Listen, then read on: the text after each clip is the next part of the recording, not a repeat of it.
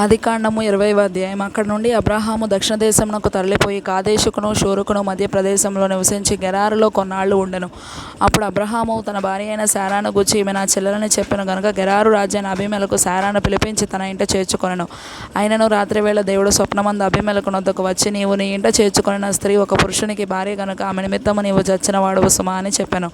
అయితే అబీమెలెకు ఆమెతో పోలేదు గనుక అతడు, ప్రభువా, ఇటు నీతిగల జనమును హతము చేయుదువా? ఈమె నా చెల్లెలని అతడు నాతో చెప్పలేదా? మరియు ఆమె కూడా అతడు నా అన్న అనెను. నేను చేతులతో ఏ దోషము చేయక యథార్థ హృదయంతో ఈ పని చేసితినెను. అందుకు దేవుడు, అవును, యథార్థ హృదయంతో దీన్ని చేసితివని నేను ఎరుగుదును. మరియు నీవు నాకు విరోధముగా పాపము చేయకుండా నేను నిన్ను అడ్డగించితిని. అందుకే నేను నిన్ను ఆమెను ముట్టనీయలేదు. కాబట్టి ఆ మనుషుని భార్యను తిరిగి అతనికి అప్పగించుము. అతడు ప్రవక్త, అతడు నీ కొరకు ప్రార్థన చేయును, నీవు బ్రతుకుదువు.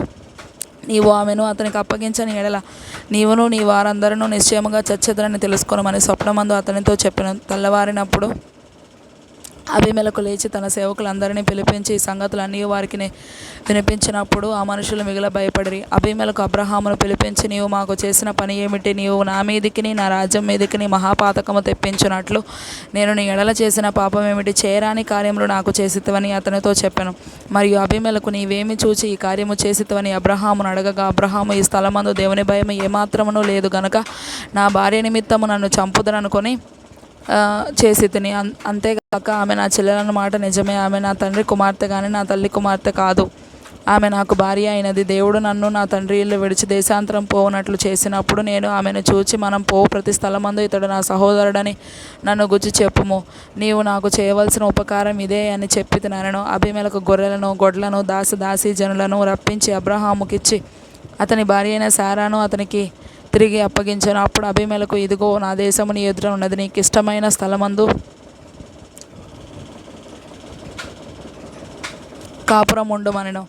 మరియు అతడు శారాతో, ఇదిగో, నీ అన్నకు నేను 1000 రూపాయలు ఇచ్చి ఉన్నాను. ఇది నీ యొద్దనున్న వారందరి దృష్టికి ప్రాయశ్చిత్తముగా నుండుటకై ఇది నీ పక్షముగా ఇచ్చి ఉన్నాను. ఈ విషయం అంతటిలో నీకు నాకు న్యాయము తీరిపోయినదనెను. అబ్రహాము దేవుని ప్రార్థింపగా దేవుడు అబీమెలెకును అతని భార్యను అతని దాసీలను బాగు చేశాను. వారు పిల్లలు కనిరి. ఎలయనగా అబ్రహాము భార్య అయిన శారాను బట్టి దేవుడు అబీమెలెకు ఇంటిలో ప్రతి గర్భమును మూసి ఉండెను.